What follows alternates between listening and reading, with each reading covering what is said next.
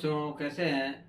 आज हम बताने जा रहे हैं क्लास 11th का कॉम्प्लेक्स नंबर चैप्टर 5। उसमें आज डिस्कस करेंगे representation of complex number. Complex number को कैसे रिप्रेजेंट करते हैं। एक्चुअल में इसको रिप्रेजेंट करने के 3 तरीके हैं। वो तीनों तरीके हम बता रहे हैं यहाँ। मेन जो है ज्योमेट्रिकल और ट्रिग्नोमेट्रिकल ये है। देखिए इसको रिप्रेजेंट कैसे करते हैं।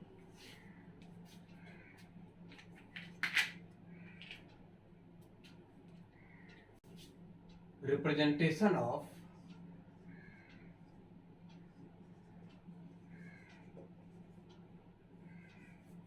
Complex number.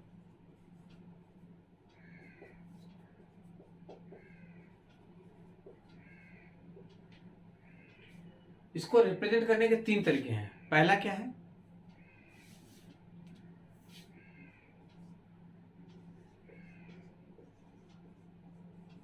Geometrical representation.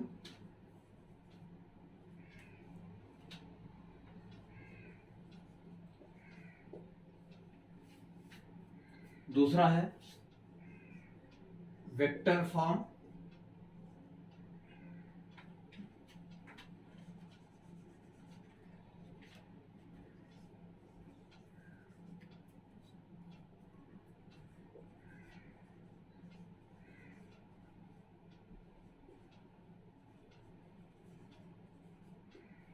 पहला है ज्योमेट्रिकल फॉर्म रिप्रेजेंटेशन या ज्योमेट्रिकल रिप्रेजेंटेशन।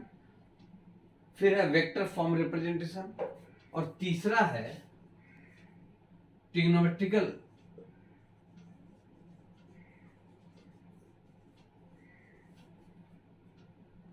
और पोलर फॉर्म। इसके 3 फॉर्म है। पहला क्या बताए थे कि ज्योमेट्रिकल फॉर्म या ज्योमेट्रिकल रिप्रेजेंटेशन बोलिए, दूसरा वेक्टर फॉर्म और तीसरा ट्रिग्नोमेट्रिकल या पोलर फॉर्म। पोलर फॉर्म के नाम से ज्यादा फेमस है ये। तो ये तीनों रिप्रेजेंटेशन है। ठीक, इनको बताने के पहले एक वर्ड आता है आर्गेंड प्लेन। आर्गेंड प्लेन या इसी को बोलते हैं गॉसियन प्लेन। गॉसियन प्लेन या इसी को बोलते हैं कॉम्प्लेक्स प्लेन।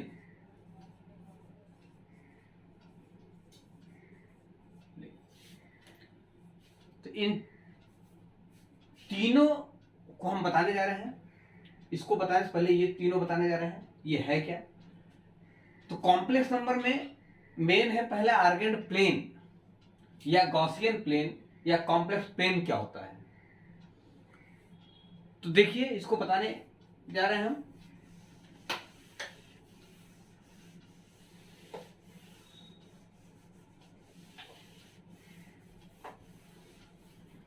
आर्गेंड प्लेन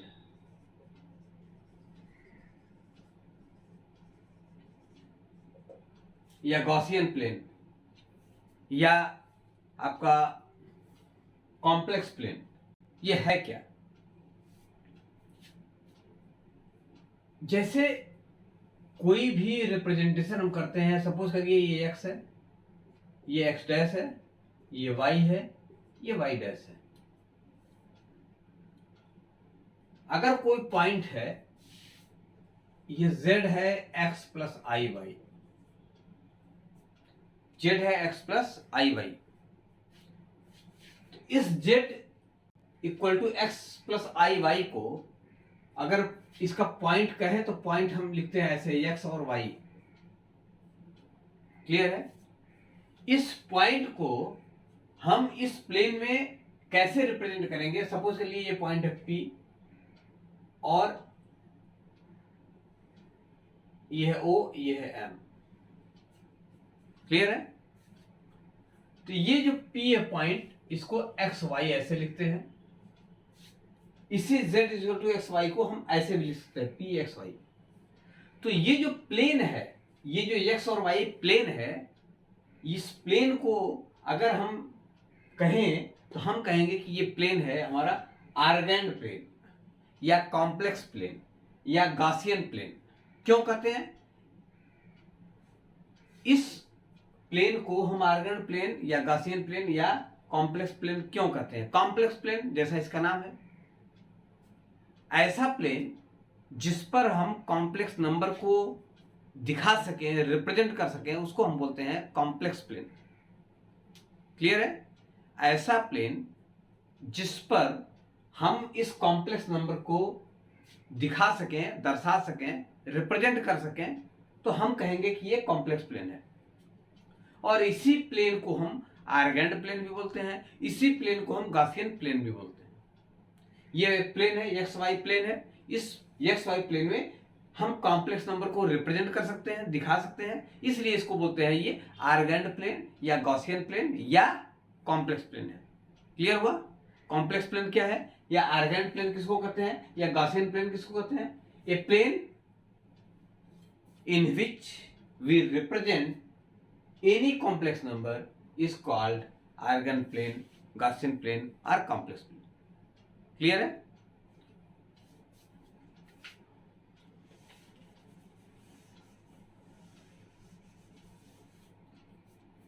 अब पहला जो रिप्रेजेंटेशन था, पहला ज्योमेट्रिकल फॉर्म, कॉम्प्लेक्स नंबर को ज्योमेट्रिकल फॉर्म में कैसे रिप्रेजेंट करते हैं? ज्योमेट्रिकल फॉर्म में, ठीक है? तो हमने सपोज कर लिया ये z, ये x प्लस आई वाई है, z is equal to x plus y है। इसको हम इस कॉम्प्लेक्स नंबर को आर्गेंड प्लेन पे कैसे लिखेंगे? पी एक्स वाई लिखेंगे। क्लियर है? ये जो डिस्टेंस होगा ये होगा x, ये होता है y, और ये एंगल जो होता है, मान लिया हमने ये थीटा है, ये जो एंगल है OP, angle theta which makes OP with x direction. Clear है? ये जो OX है, और सॉरी OM है, ये x के बराबर हो जाएगा, PM है ये y के बराबर हो जाएगा, और ये OP है, OP हम OP लिख दिए। अब देखिए, अगर एक्चुअल में हम ये राइट एंगल ट्रायंगल है, राइट एंगल ट्रायंगल है, तो इस ट्रायंगल में triangle OPM angle M is equal to 90, शॉर्ट में लिख रहे हैं, ये एंगल M 90 है, तो फिर क्या हो जाएगा? OM square plus PM square is equal to OP square. OM क्या है? ये है एक्स स्क्वायर, ये है x square plus y square is equal to OP square. ये एक रिलेशन आ गया हमारे पास। क्लियर है? और यहां पर देखिए z is equal to x plus i y है, तो मॉड z क्या हो जाएगा? ये हो जाएगा under root x square plus y square, या under root x square plus y square का स्क्वायर कर देते, ये हो जाएगा मॉड z का whole square is equal to x square plus y square. Clear है? ये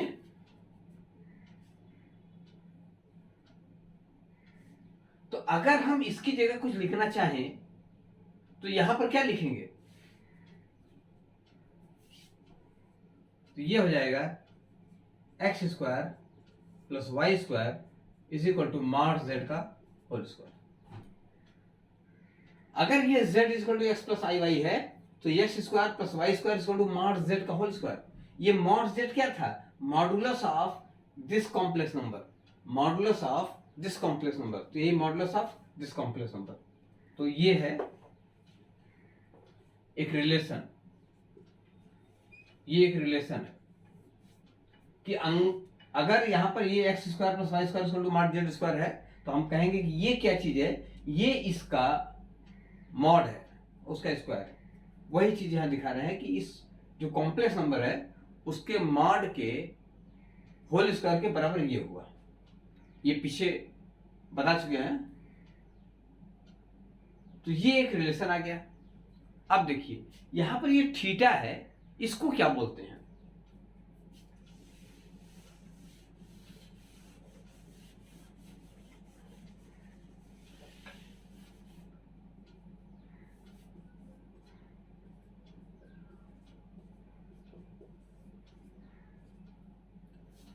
यहां से जो ये एंगल बना है, इस एंगल का नाम है, इस थीटा को बोलते हैं आर्गुमेंट z, या इसी को बोलते हैं एम्पलीट्यूड ऑफ z। इस थीटा को कॉम्प्लेक्स नंबर में हम बोलते हैं आर्गुमेंट z, या इसको ऐसे भी लिखते हैं आर्गुमेंट z, या इसी को लिखते हैं एम्पलीट्यूड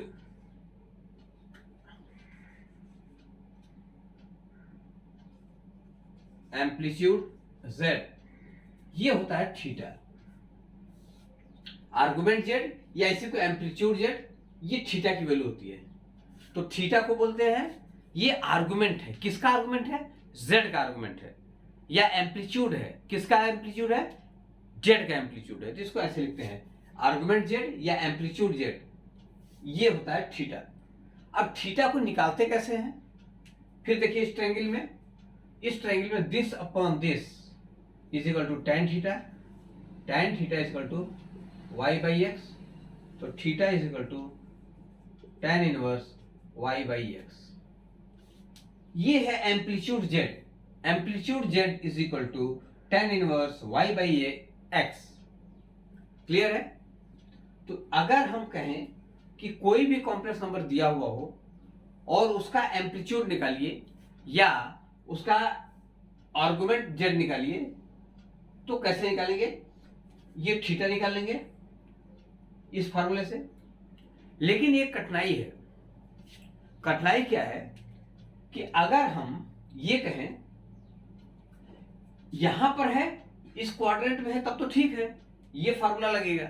लेकिन अगर इस क्वाड्रेंट में है तो ये गलत हो जाएगा, फिर इस क्वाड्रेंट में है तो गलत हो जाएगा, इस क्वाड्रेंट में है तो गलत हो जाएगा।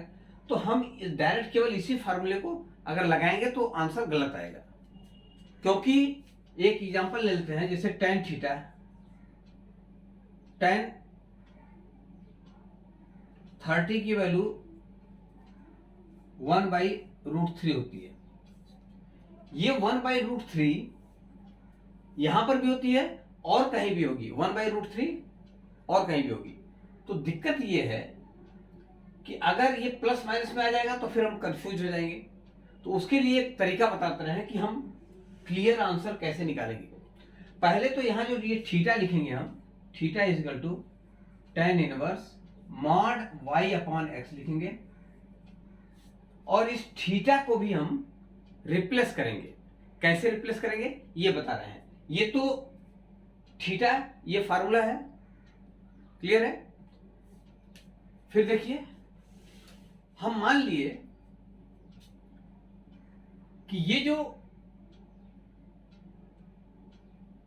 Late alpha be any acute angle made with x axis. हमने ये मान लिया कि अल्फा, ये थीटा नहीं, यहां पर क्या है, अल्फा कोई एंगल है जो एक्यूट एंगल है, ये यहां पर अगर इस क्वाड्रेंट में है तो थीटा इक्वल टू अल्फा हो गया। तो यहां पर ये एक्चुअल में ये थीटा नहीं है, ये अल्फा है, और यही अल्फा थीटा के बराबर है। बात समझ रहे हैं कि नहीं? हमको एक्चुअल में थीटा निकालना है, लेकिन हम थीटा ऐसे नहीं निकाल पाएंगे डायरेक्ट, केवल फर्स्ट क्वाड्रेंट में रहेगा तभी निकाल पाएंगे। अगर किसी सेकंड, थर्ड, फोर्थ क्वाड्रेंट में रहेगा तो उसका एम्पलीट्यूड इस तरह से निकालेंगे थीटा इक्वल टू दिस, तो गलत हो जाएगा। तो पहले हम क्या करेंगे, हम ये मान लेते हैं कि ये कोई अल्फा एक्यूट एंगल है, ठीक। अब वो एक्यूट एंगल की वैल्यू निकालेंगे, फिर थीटा की वैल्यू निकालेंगे। क्लियर है? उस चारों क्वाड्रेंट में उस अल्फा की वैल्यू के आधार पर थीटा की वैल्यू निकालेंगे। वो वैल्यू कैसे निकलेगी उसको हम बताने जा रहे हैं। तो ये देखिए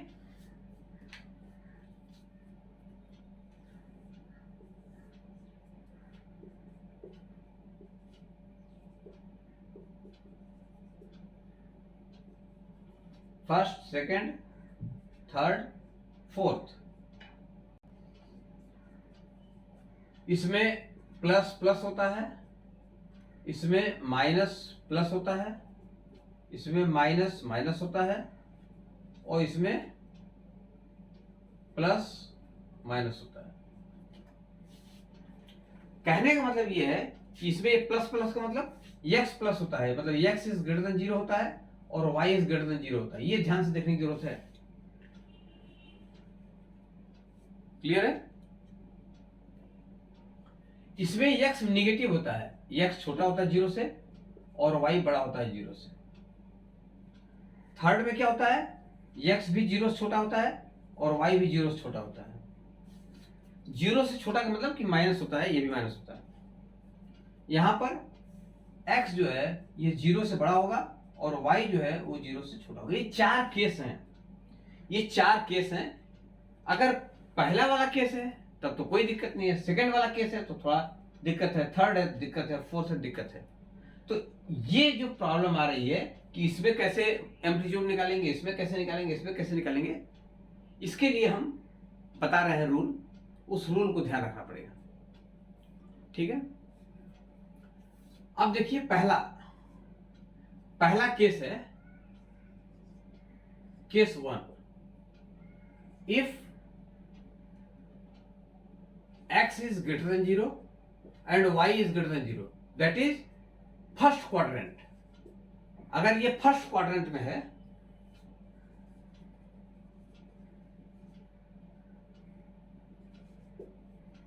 कौन फर्स्ट क्वाड्रेंट में है, ये जो z लिख रहे हैं हम, z इज इक्वल टू, अगर इस टाइप से है माइनस एक्स नहीं x प्लस आई वाई, ये प्लस है ये भी प्लस है, अगर x प्लस आई वाई है इसका मतलब ये फर्स्ट क्वाड्रेंट में है।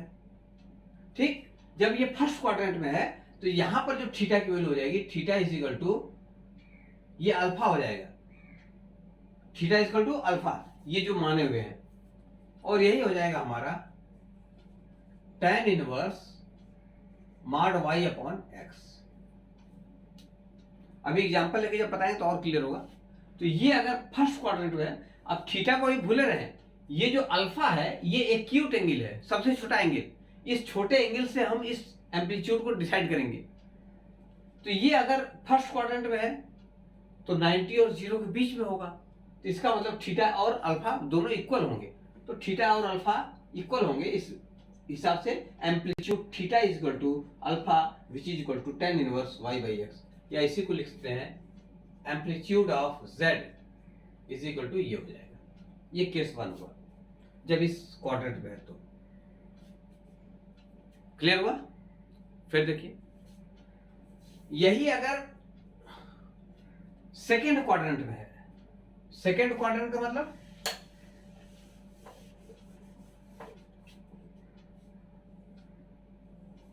अगर ये यहां कहीं है पॉइंट, ये पॉइंट है P एक्स वाई, लेकिन ये माइनस P माइनस एक्स है एक्चुअल में, ये यहां से ऐसे मिला दिए, ये ऐसे आ गया,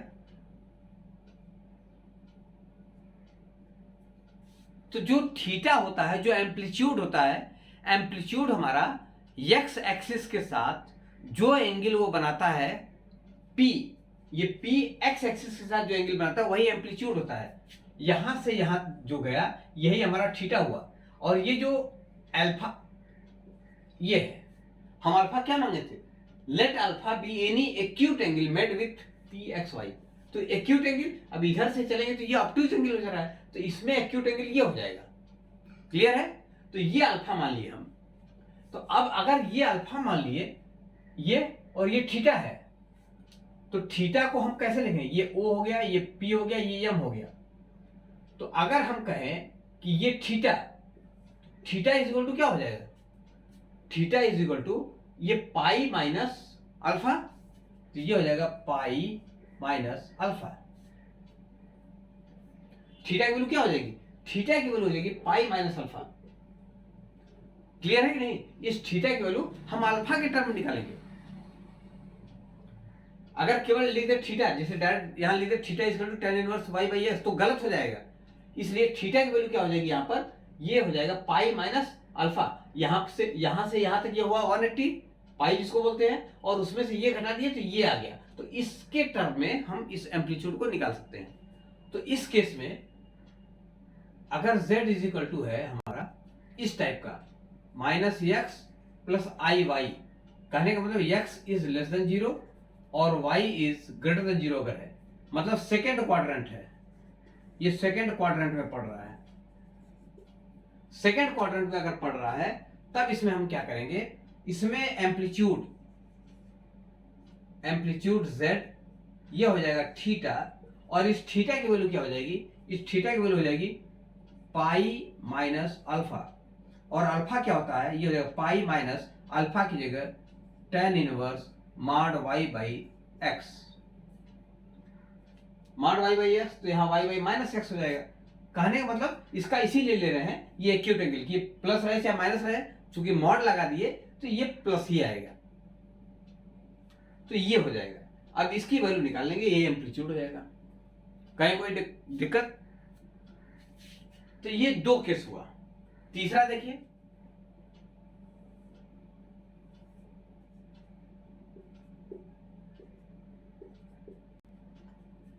ये है x x dash y y dash. तीसरा का मतलब कि अगर ये कहीं इधर है point P minus x minus y, तो इसको मिला देंगे ऐसे, यहां से ये परपेंडिकुलर ड्रा कर देंगे, ये हो जाएगा P, ये हो जाएगा O, ये हो जाएगा M। यहां पर देखेंगे हम तो ये हो जाएगा थीटा, सॉरी ये अल्फा, एक्यूट एंगल ये हो जाएगा अल्फा, और ये हो जाएगा थीटा। तो अब चूंकि इधर से हम चलेंगे तो दिक्कत हो रही है, आने को इधर से भी आएगा, लेकिन हम इधर से नहीं चलेंगे, हम चलेंगे इसका उल्टा, इधर से। तो देखिए इधर से चलेंगे तो ये पाई प्लस अल्फा हो जाएगा, पाई प्लस अल्फा, और इधर से चलेंगे तो 180, इधर से चलेंगे, ये थीटा हो गया, क्लियर है, ये थीटा हो गया, माइनस थीटा, ये माइनस थीटा है। इस माइनस थीटा की वैल्यू क्या हो जाएगी, इस माइनस थीटा की वैल्यू हो जाएगी ये पूरा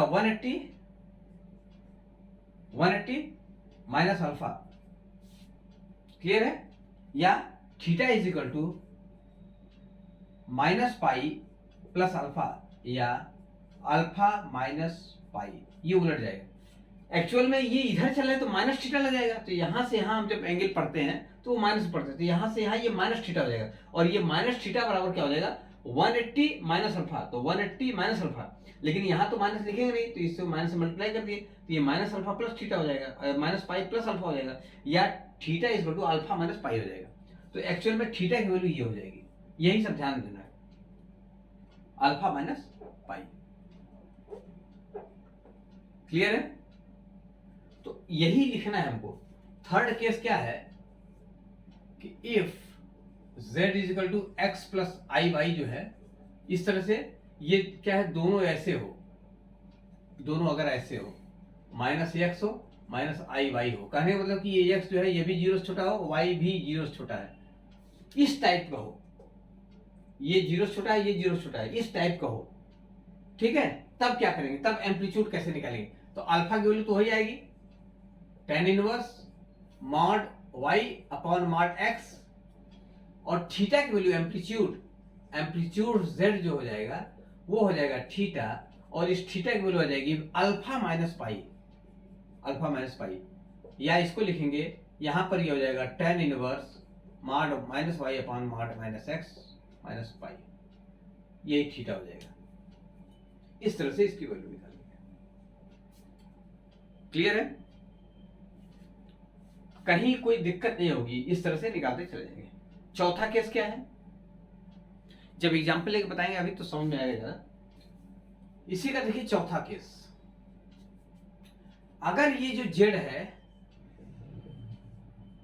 ये इस तरह से हो, इस क्वाड्रेंट में क्या है, x माइनस आई वाई, x जो है ये पॉजिटिव हो और y जो है वो निगेटिव हो, फोर्थ क्वाड्रेंट में हो, ये इस तरह से हो, मतलब इसमें हो, तब कैसे निकालेंगे, तो यहां पर देखें ये जो बनेगा फिगर, ये कहीं पॉइंट P होगा, एक्स वाई, ये ऐसे,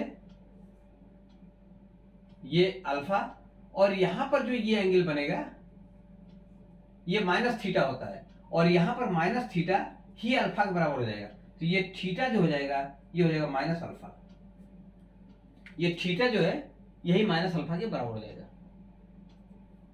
तो यहां पर क्या करेंगे, यहां पर एम्पलीट्यूड जो हो जाएगा, थीटा जो हो जाएगा वो माइनस अल्फा हो जाएगा। तो ये amplitude of z is equal to theta which is equal to minus alpha, और अल्फा की वैल्यू क्या होती है, minus tan inverse mod y by x.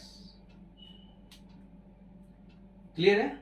तो इस तरह से अगर ये दिया हुआ है ज्योमेट्रिकल रिप्रेजेंटेशन में इस तरह से रिप्रेजेंट करेंगे, और ज्योमेट्रिकल रिप्रेजेंटेशन में अगर पूछे कि इसका एम्पलीट्यूड क्या है, मतलब एंगल क्या है, तो उस एंगल को निकाल सकते हैं। एक एग्जांपल लेते हैं, उस एग्जांपल के आधार पे हम बताते हैं। देखिए एक एग्जांपल लिखे हैं, find modulus of z and amplitude of z of following complex number. ये पहला एग्जांपल है, z is equal to 1 plus i root 3। दूसरा एग्जांपल है z is equal to minus 2 plus 2 root 3 i. तीसरा है z is equal to minus root 3 minus i. चौथा है 2 root 3 minus 2 आई। ये चारों कंडीशंस को लेके ये एग्जांपल लिखे हैं। अब देखिए पहला, इसमें हमको निकालना है मॉड z। पहला क्या है, ये z is equal to 1 plus i root 3। अगर इसको कंपेयर कर दें किससे, z is equal to x plus i y से, तो क्या हो जाएगा, x 1 y हो जाएगा under root 3।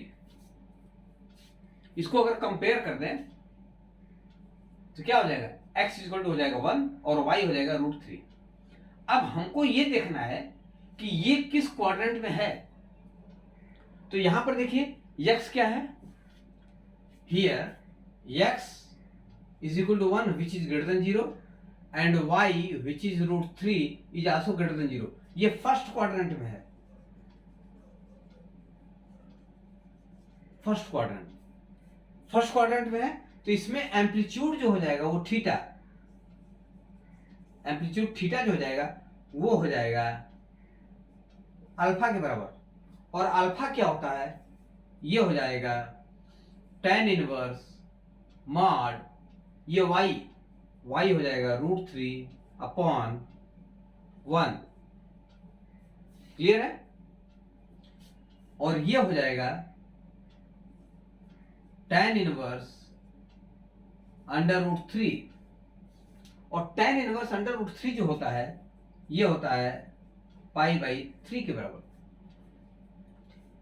tan under root 3, tan inverse under root 3 ये पाई बाई 3 के बराबर होता है। तो ये एम्पलीट्यूड आ गया पाई बाई 3। क्लियर है? अब इसमें एक चीज और निकालना था, पहले इसका मॉड निकालना था, लेकिन मॉड हम नहीं निकाल के पहले ये बता दिए, मॉड जेड क्या होता है, mod z is equal to under root real part का होल स्क्वायर मतलब x square plus imaginary part का होल स्क्वायर, और ये हो जाएगा अंडर रूट 1 का होल स्क्वायर प्लस रूट 3 का होल स्क्वायर। इसको जब करेंगे तो ये हो जाएगा अंडर रूट 1 प्लस 3 और इसकी वैल्यू आ जाएगी 2। तो mod z is equal to 2। तो ये दो आंसर हो गए इसके। एम्पलीट्यूड थीटा जो है वो अल्फा के बराबर हो जाएगा, क्यों, क्योंकि फर्स्ट क्वाड्रेंट में है, और ये इसकी वैल्यू आ जाएगी पाई बाई 3। क्लियर है? Pi by 3। फिर देखिए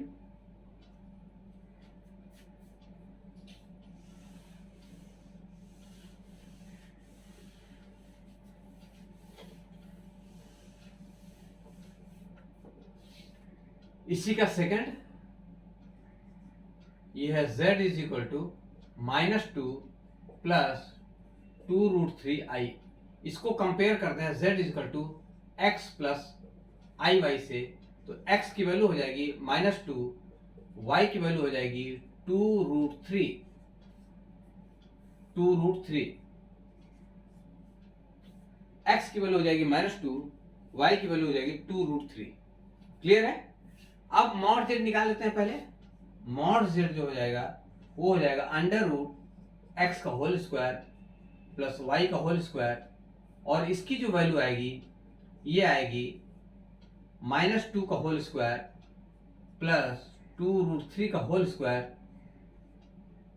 ये कैलकुलेट करेंगे तो आ रहा है, ये हो जाएगा 4 प्लस 2 2 जा 4, ये हो जाएगा 3, 12, ये हो जाएगा 16 और ये हो जाएगा 4।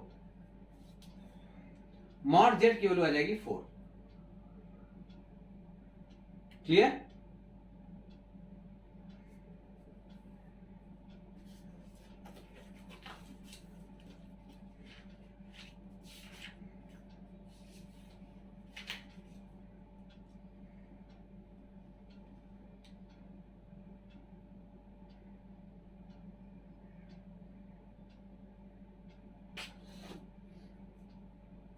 क्लियर है? फिर देखिए, अब हमको निकालना है एम्पलीट्यूड। तो इसके लिए पहले हम अल्फा निकालते हैं। अल्फा क्या होता है? ये होता है tan inverse mod y by x, और ये है tan इनवर्स y की वैल्यू है 2√3, ये हो जाएगा 2√3 अपॉन -2, और इसकी वैल्यू हो जाएगी 2 से 2 कटा, ये हो जाएगा tan इनवर्स √3, और tan √3 की वैल्यू जो होती है वो होती है पाई बाई 3,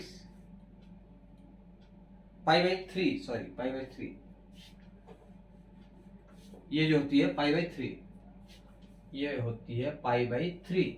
तो अल्फा की वैल्यू आ गई पाई बाई 3। अब देखिए ये किस क्वाड्रेंट में है? ये सेकेंड क्वाड्रेंट में है, सेकेंड क्वाड्रेंट में। ऐसे ये अल्फा है, हमको चाहिए ये थीटा, ये थीटा। तो थीटा क्या लिखते थे? थीटा इज इक्वल टू पाई, यहां से यहां तक ये होता है 180 में से अल्फा माइनस कर दिए, पाई माइनस अल्फा। तो जो हमको एम्पलीट्यूड मिलेगा वो ये है एम्पलीट्यूड। तो amplitude of z is equal to theta which is equal to pi minus alpha, pi minus alpha. और पाई की वैल्यू क्या हो जाएगी? पाई की वैल्यू पाई हो जाएगी, माइनस अल्फा की वैल्यू क्या है? पाई बाई 3, ये हो जाएगा पाई बाई 3, और जब इसको सिंप्लीफाई करेंगे तो ये आ जाएगा 2 पाई बाई 3। ये है एम्पलीट्यूड जेड, थीटा जिसको बोलते हैं 2 पाई बाई 3। क्लियर है? अगर हम यहां पर मॉड नहीं लगाते और अल्फा के टर्म में नहीं कैलकुलेट करते तो यहां पर आ जाता दूसरा कुछ। क्लियर है? तो ये आ गया 2 पाई बाई 3। तो इस तरह से हम इसको कैलकुलेट कर सकते हैं। इसी का तीसरा z is equal to -√3 minus i है। इसको कंपेयर करेंगे तो z is equal to x plus i y से, तो x इज इक्वल टू हो जाएगा -√3, y जो हो जाएगा ये हो जाएगा -1। क्लियर है? अब इसका मॉड z निकालने पहले। मॉड z ये हो जाएगा √x का स्क्वायर प्लस y का स्क्वायर, ये हो जाएगा -√3 का होल स्क्वायर प्लस -1 का होल स्क्वायर, ये हो जाएगा 3 प्लस 1, ये हो जाएगा 2। तो मॉड z की जो वैल्यू आ रही है ये आ रही है 2। क्लियर है? मॉड z हो गया 2। अब इसमें हम निकालेंगे अल्फा। अल्फा क्या होगा? देखिए अल्फा जो हो जाएगा वो हो जाएगा tan inverse mod y by x, और ये है y बाई एक्स, y की वैल्यू है माइनस tan इनवर्स -1 अपॉन -√3, तो ये आ जाएगा tan इनवर्स 1 अपॉन √3, और तो ये अल्फा की वैल्यू आ जाएगी, और 1 अपॉन √3 की जो वैल्यू आती है वो 10, ये इनवर्स ट्रिग्नोमेट्रिक फंक्शन पढ़ाए हैं, इसकी वैल्यू आ जाएगी ये 30 की वैल्यू होती है तो ये हो जाएगा पाई बाई 6। अल्फा की वैल्यू पाई बाई 6 है, थीटा की नहीं, अल्फा की वैल्यू। अब ये पढ़ रहा है किसमें, ये दोनों माइनस है, यहां पर x भी माइनस है और y भी माइनस है, ये पढ़ रहा है थर्ड में, यहां पर तो ये थीटा जो हुआ माइनस थीटा, ये माइनस थीटा किसके बराबर है, पाई माइनस अल्फा के बराबर है, या theta is equal to alpha minus pi के बराबर है, ये बताए थे। तो इस केस में जो एम्पलीट्यूड होगा वो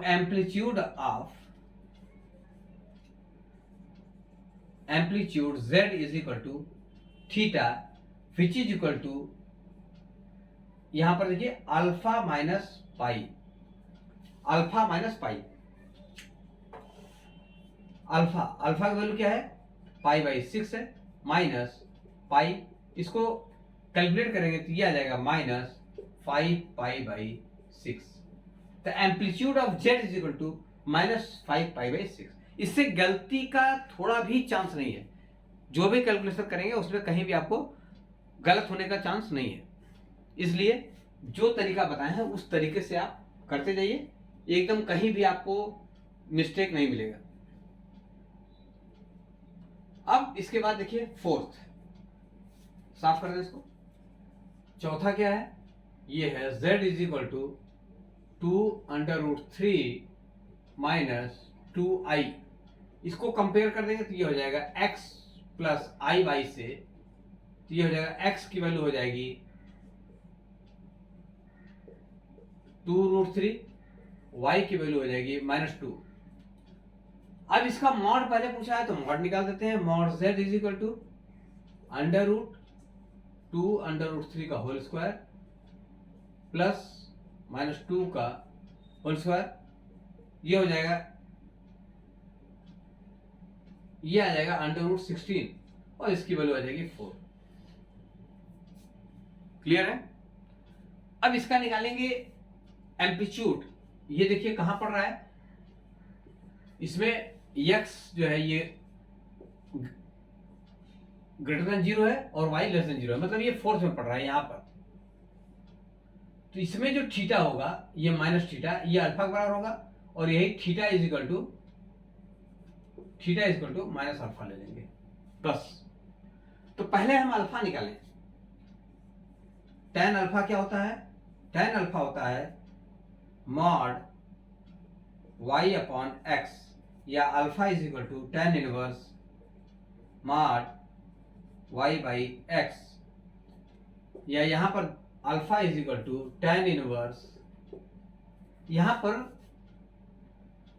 y -2, ये हो जाएगा -2 अपॉन 2√3, तो ये हो जाएगा tan इनवर्स 1 अपॉन √3, और 1 अपॉन √3 किसके बराबर होता है, ये हो जाएगा पाई बाई 6 के बराबर। तो अल्फा आ गया पाई बाई 6, अल्फा आ गया पाई बाई 6। तो यहां पर जो एम्पलीट्यूड होगा, एम्पलीट्यूड z या argument z is equal to theta which is equal to minus alpha, तो इसकी वैल्यू आ जाएगी माइनस, और अल्फा की जगह पाई बाई 6, ये आंसर आ गया माइनस पाई बाई 6। तो इस तरह से जो 4 केस बने थे, चारों पे एक एक एग्जाम्पल एक बता दिए जिससे कहीं कंफ्यूजन न हो। क्लियर है, कहीं कोई डाउट?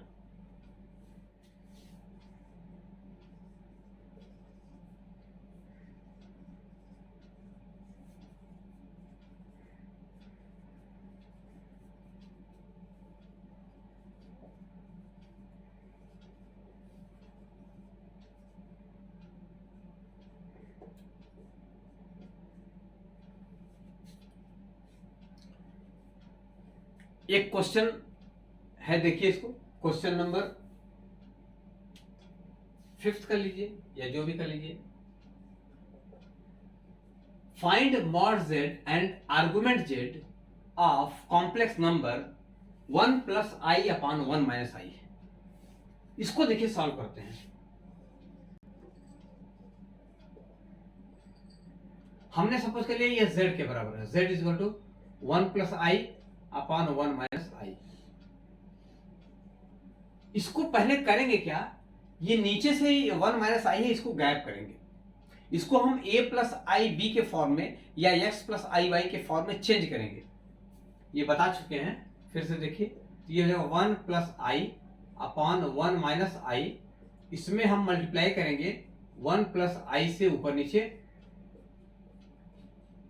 और ये हो जाएगा ऊपर हो जाएगा a प्लस बी का होल स्क्वायर हो जाएगा, तो ये हो जाएगा 1 प्लस आई स्क्वायर प्लस 2i, और नीचे हो जाएगा 1 का स्क्वायर माइनस आई का स्क्वायर, ऊपर हो जाएगा 1 माइनस 1 प्लस 2i अपॉन नीचे हो जाएगा 1 plus 1, 1 plus 1 i square minus 1 minus minus plus हो जाएगा, ये हो जाएगा इतना, ये हो जाएगा 2i upon 2 which is equal to i. ये z इज इक्वल टू आ गया हमारा i, z की वैल्यू आ गई i। तो इसको कैसे लिख सकते हैं, ये लिखेंगे हम 0 प्लस i, इसको लिख सकते हैं ऐसे 0 प्लस i, 0 प्लस i। अब अगर मॉड z निकालें तो यहां पहले कंपेयर कर दीजिए, अगर इसको कंपेयर कर दें z is equal to x plus i y से, तो क्या हो जाएगा, x की वैल्यू 0, x की वैल्यू 0 और y की वैल्यू हो जाएगी 1, x की वैल्यू 0 y की वैल्यू 1। और ये पड़ेगा कहां पर, ये पड़ेगा फर्स्ट में, ये फर्स्ट क्वाड्रेंट में पड़ेगा, फर्स्ट क्वाड्रेंट में। एक्चुअल में ये पड़ेगा यहां पे, लेकिन इसको फर्स्ट क्वाड्रेंट बोल सकते हैं। अब देखिए इसमें मॉड z निकालना है, मॉड z क्या हो जाएगा, मॉड z जो हो जाएगा ये हो जाएगा अंडर रूट 0 का स्क्वायर प्लस 1 का square which is equal to 1। अब हमको निकालना है एम्पलीट्यूड या आर्गुमेंट z। इसके लिए हम निकालते हैं अल्फा। अल्फा ये होता है tan inverse mod y by x, और ये हो जाएगा tan इनवर्स y है 1 और ये है 0, तो alpha is equal to tan inverse infinity, और ये जो वैल्यू होती है ये होती है पाई बाई 2 की, तो अल्फा की वैल्यू आ गई पाई बाई 2। तो एम्पलीट्यूड जो हो जाएगा, चूंकि फर्स्ट क्वाड्रेंट में है, एम्पलीट्यूड ऑफ z जो हो जाएगा ये थीटा, ये बराबर हो जाएगा अल्फा, और अल्फा की वैल्यू है पाई बाई 2। तो ये आंसर आ गया। तो अगर इस टाइप से दिया है तो इसको पहले a plus b, a plus i b या एक्स प्लस आई वाई, ये एक्स प्लस आई वाई के फॉर्म में चेंज करेंगे, और उसको चेंज करके फिर इसका मॉड और एम्पलीट्यूड दोनों निकालेंगे। क्लियर है। सेकंड, पहला रिप्रेजेंटेशन बता दिया, सेकंड है वेक्टर फॉर्म। इसमें ज्यादा दम नहीं है, कॉम्प्लेक्स नंबर ये दिया हुआ है z equal to x plus i y, इसको वेक्टर फॉर्म में लिख देंगे। इसमें ज्यादा कुछ बताने के लिए नहीं है, इसको वेक्टर फॉर्म में लिख देंगे। कोई z है, कोई z है, या z1 z2 z3 है, तो उसको वेक्टर फॉर्म में लिख देंगे केवल, और कहीं कुछ नहीं करना है इसमें। तो इसमें ज्यादा कुछ नहीं है। इसके बाद वाला बताते हैं तीसरा। तीसरा जो है ये है ट्रिग्नोमेट्रिकल फॉर्म, मेट्रिक और पोलर फॉर्म। ये काफी फेमस है, इसको बता रहे हैं। कॉम्प्लेक्स नंबर को जो रिप्रेजेंट करते हैं हम, पहला बताएं ज्योमेट्रिकल फॉर्म, जिसमें एम्पलीट्यूड वगैरह निकाले, मॉड z निकाले। दूसरा वेक्टर फॉर्म, उसमें ज्यादा कुछ दम नहीं है। तीसरा है ट्रिग्नोमेट्रिक और पोलर फॉर्म। पोलर फॉर्म के नाम से काफी फेमस है ये। इसमें देखिए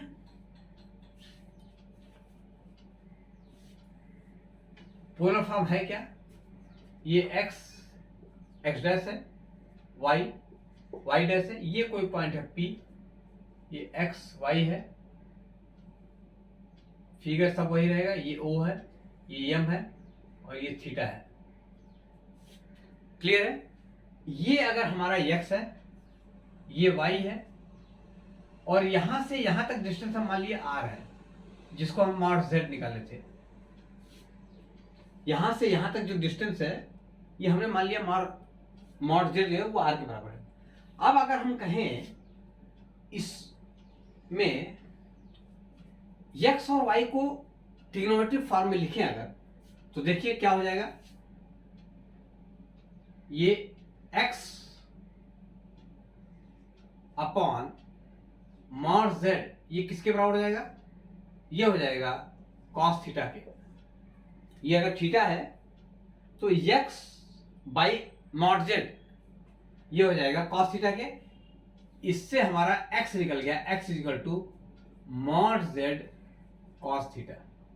ऐसे ही y upon mod z, y upon mod z is equal to हो जाएगा साइन थीटा, या y is equal to mod z sine theta.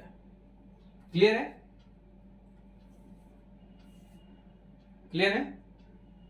और एक रिलेशन हमारे पास पहले से पड़ा हुआ है कि जो मॉड z की वैल्यू होती है ये होता है under root x square plus y square, या मॉड z का whole square is equal to x square plus y square. और यहां पर हम जो ये लिए हैं मॉड z, ये मॉड z r के बराबर है, तो ये जो हो जाएगा मॉड z ये हो जाएगा हमारा r, मॉड z की value r।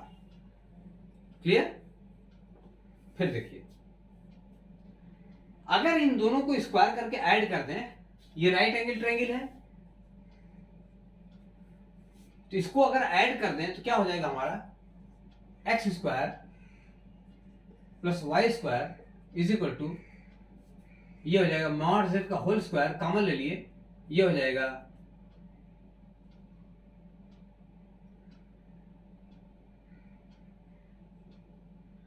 Cos square theta plus sine square theta.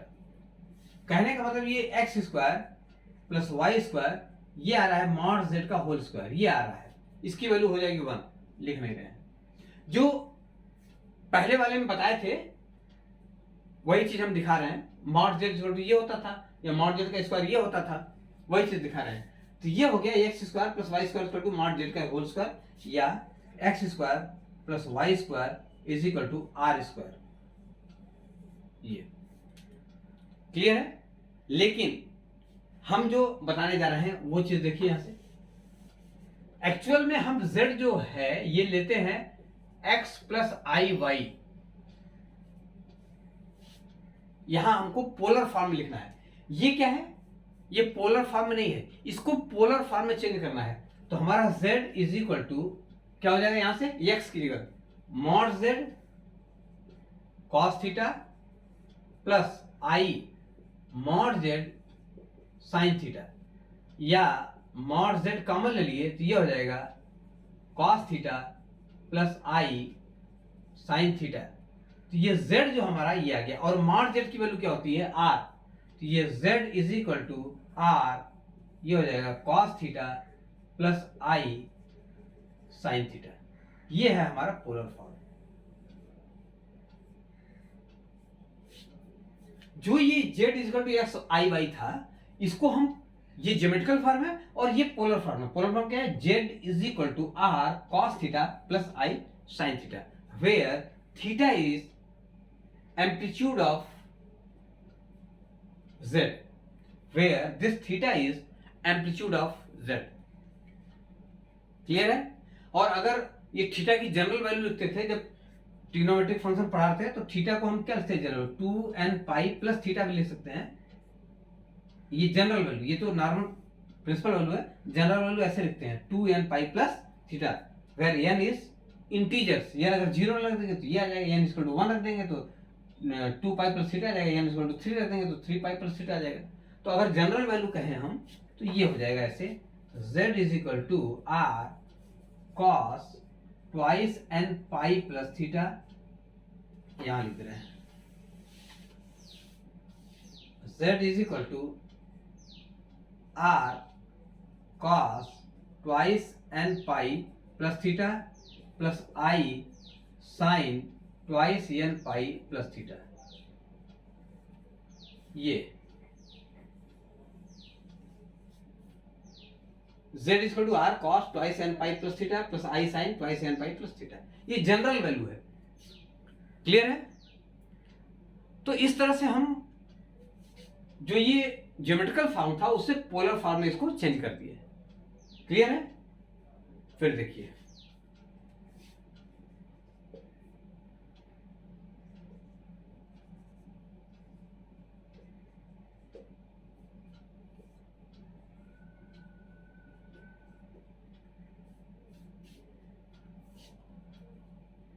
देखिए ये एग्जाम्पल, दो एग्जाम्पल्स ले रहे हैं इसको बताने के लिए। पहला है z1 equal to 1 plus i, z2 equal to 1 minus आई।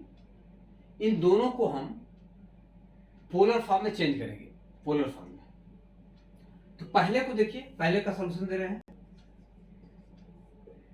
ये z1 is equal to 1 plus i by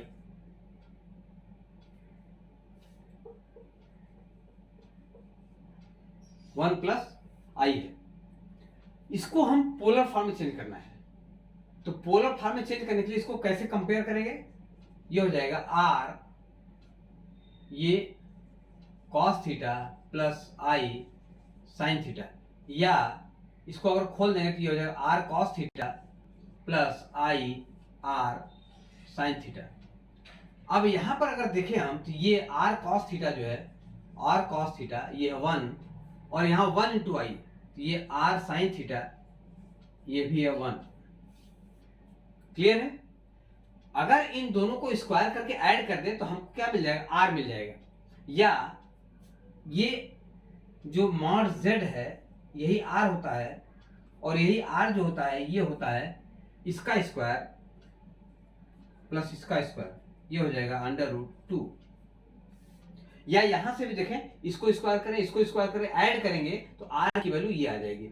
इधर 1 √1 प्लस √1 √2 हो जाएगा, और ये r square cos square theta, r square sine square theta, sign square theta cos square theta 1 हो जाएगा r square, तो r का रूट ले लेंगे तो ये हो जाएगा इतना। तो r की वैल्यू ये आ जाएगी। क्लियर है? अब हमको निकालना है जो, वो ये देखना है कि ये जो है ये किस फॉर्म में है, किस उसमें है, क्वाड्रेंट में। तो यहां पर अगर देखा जाए तो ये 0 है, 0 से बड़ा है, यहां पर ये भी 0 से बड़ा है, ये मतलब फर्स्ट क्वाड्रेंट में है। फर्स्ट क्वाड्रेंट में है तो हम अल्फा जो निकालेंगे, अल्फा जो हो जाएगा tan इनवर्स, यहां पर जो आएगा ये क्या हो जाएगा? यहां पर नहीं समझ आ रहा, यहां से देखिए tan alpha is equal to, यहां पर हमारा क्या है, ये y बाई एक्स जो होता था, y बाई एक्स, y की जगह 1 है, x की जगह 1 है, तो ये है tan अल्फा, अल्फा जो आ जाएगा ये tan इनवर्स, यहां हो जाएगा 1, और tan इनवर्स 1 की वैल्यू होती है पाई बाई 4। तो अल्फा जो हमारा आ गया पाई बाई 4 आ गया। ठीक, अब थीटा क्या होगा? थीटा की वैल्यू क्या होगी हमारी? एम्पलीट्यूड जो थीटा है इसकी वैल्यू क्या होगी? इसको पोलर फॉर्म में रिप्रेजेंट करना है तो हमको थीटा निकालना पड़ेगा। अब देखिए ये है कहाँ? ये फर्स्ट क्वाड्रेंट में है, तो थीटा की वैल्यू क्या होती थी? अल्फा होती थी फर्स्ट क्वाड्रेंट में। तो यही जो थीटा है यही हमारा अल्फा के बराबर हो जाएगा, मतलब ये theta equal to alpha equal to pi by 4, pi by 4। तो अब इसको जब रिप्रेजेंट करेंगे तो कैसे लिखेंगे? तो ये हो जाएगा z is equal to r, ये होता था cos theta plus i sine theta, ये r की वैल्यू कितनी आई थी? √2 आई थी, और cos pi by 4 plus i sine pi by 4, ये हमारा आ गया पोलर फॉर्म में रिप्रेजेंटेशन। ये जो है ज्योमेट्रिकल फॉर्म में है, इसको पोलर फॉर्म में रिप्रेजेंट करेंगे तो ये आएगा। वैसे भी देखिए अगर cos पाई बाई 4 और आई साइन पाई बाई 4 की वैल्यू पुट कर देंगे तो यही चीज आ जाएगी। तो ये ज्योमेट्रिकल में है, ये पोलर में है। कहीं कोई डाउट? फिर देखिए इसको,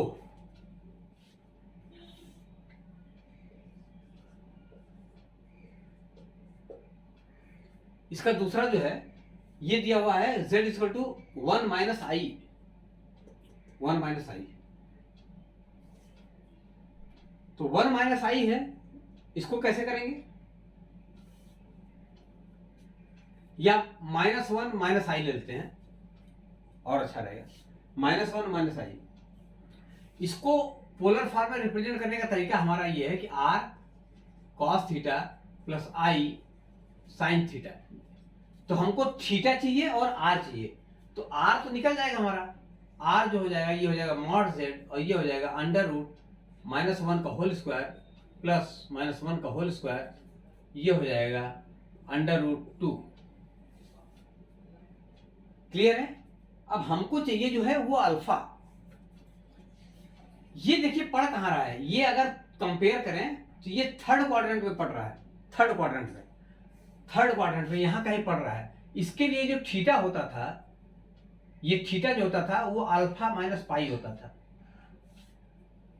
हमको निकालना है अल्फा पहले, तो tan अल्फा जो हो जाएगा ये हो जाएगा mod minus y upon minus x, sorry y upon x लिख लें, वाई अपान एक्स, और ये हो जाएगा -1 अपान -1, ये हो जाएगा 1। तो alpha is equal to tan inverse 1 which is equal to π/4।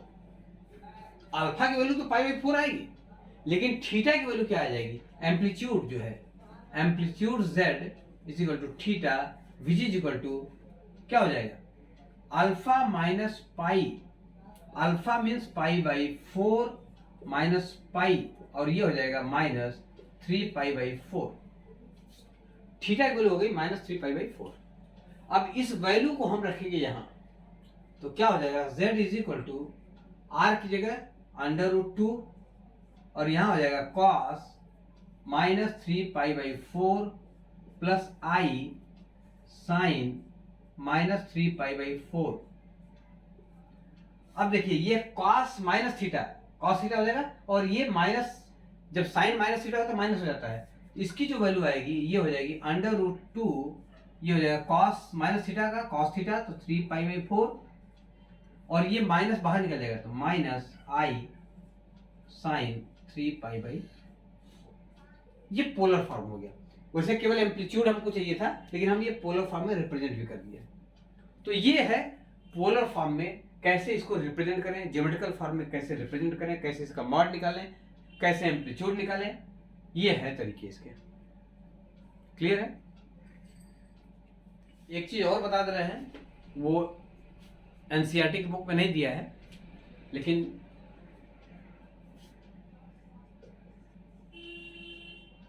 ईलर्स एक मैथमेटिशियन थे, उन्होंने एक थ्योरम दिया था जिसको बोलते हैं ईलर्स थ्योरम। ये है क्या, e के पावर i थीटा को हम लिखते हैं cos theta plus i sin theta. ये cos theta plus i sin theta को हम e के पावर i थीटा भी लिख सकते हैं। e के पावर ईलर ने दिया था, e के पावर i थीटा को cos theta plus i sin theta, मतलब cos theta plus i sin theta बड़ा है, इसको सॉर्ट करना ऐसे लिखते हैं। और वही अगर e के पावर माइनस i थीटा है तो यहां पर हो जाएगा cos theta minus i sin theta, या इसको e के power plus minus i theta, तो इसको लिखते हैं cos theta plus minus i sin theta. ये ईलर एक मैथमेटिशियन थे, उन्होंने ये दिया था थ्योरम कि e के power plus minus i theta को cos theta plus minus i sin theta लिखा जा सकता है। इस पे हो सकता है काफी सवाल हो आगे, लेकिन 11th में नहीं है, इसलिए इस पे सवाल नहीं बताएंगे, केवल शॉर्टकट में इसको बताते हैं। तो अगर हमको कॉम्प्लेक्स नंबर को ईलर फॉर्म में रिप्रेजेंट करना हो तो कैसे करेंगे। अब देखिए, अगर इसी को हम, ये हमारे पास cos theta plus i sin theta है, इसी में हम r लगा दें तो यहां क्या हो जाएगा, यहां भी r लगाना पड़ेगा, e के power plus minus i theta,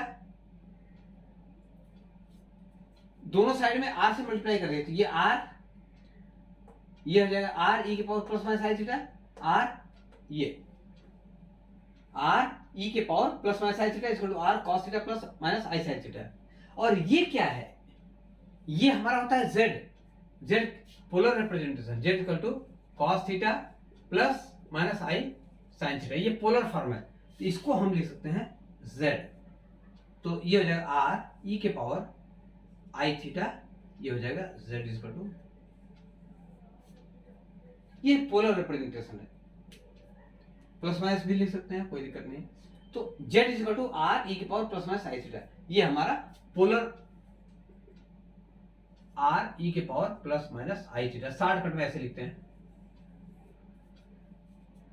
ईलर form में। कॉम्प्लेक्स नंबर को कैसे रिप्रेजेंट करते हैं ये।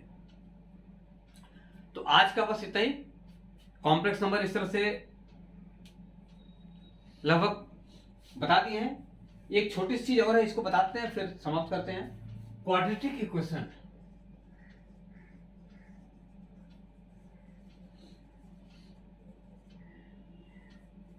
क्वाड्रेटिक इक्वेशन अगर दिया है तो उसको कैसे सॉल्व करते हैं, एक छोटा सा एग्जांपल एक बताते हैं। एक एग्जांपल, जैसे ये दे दिया है x square plus 2 is equal to 0, इसको कैसे सॉल्व करेंगे? इसी को सॉल्व करने के लिए तो कॉम्प्लेक्स नंबर आया। तो ये देखिए x square is equal to -2 या x square is equal to 2i, क्यों?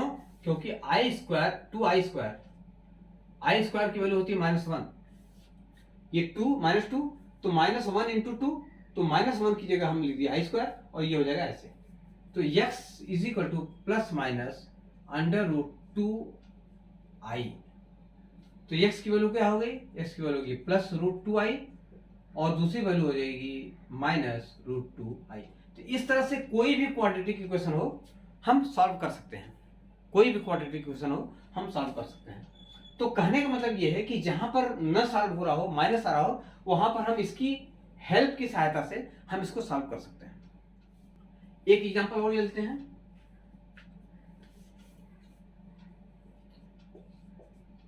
X square plus x plus 1, इसको सॉल्व करना है। तो हम इसको कैसे सॉल्व करेंगे? हम इसको साधारण तरीके से सॉल्व नहीं कर पाएंगे, तो फिर कैसे करेंगे?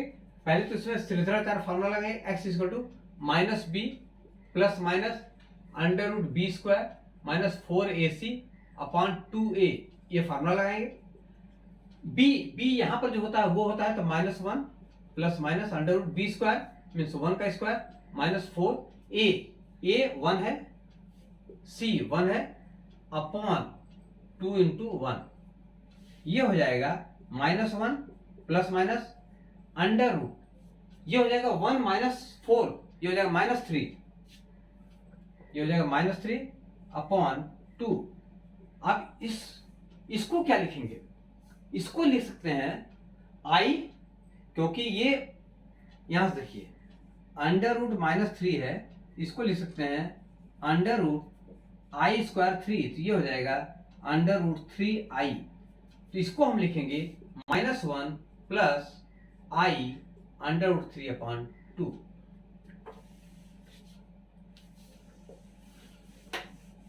तो ये जो x की वैल्यू आई ये आ गई क्या?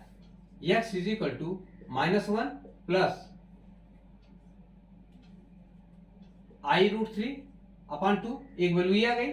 जब प्लस ले लिए, अगर माइनस लिए तो दूसरी वैल्यू ये आ गई, x is equal to -1 minus i√3 upon 2, या इसको इधर कर देंगे जैसे भी करते हैं। तो x की ये दो वैल्यू होगी। तो इस तरह से क्वाड्रेटिक इक्वेशन को हम सॉल्व करते हैं, जो भी क्वाड्रेटिक इक्वेशन होगा वो i की हेल्प से सॉल्व करते हैं। तो इस तरह से ये जो लास्ट टॉपिक बताए हैं, ये कॉम्प्लेक्स नंबर का लास्ट वीडियो है, जिसमें आर्गन प्लेन, उसका representation, amplitude, mod Z, Argand plane, Gaussian plane, quadratic equation, geometric form, polar form, amplitude कैसे निकालते हैं, ये सारा चीजें बताए हैं। अब जो नेक्स्ट वीडियो बताएंगे हम, इसमें कुछ नहीं बताया है, फिर हम एनसीईआरटी का सलूशन नेक्स्ट वीडियो में एनसीईआरटी का सलूशन डालेंगे। तो आज का बस इतना ही। मन लगा के पढ़ते रहिए। कहीं कोई डाउट हो तो कमेंट बॉक्स में जरूर लिखिए। धन्यवाद।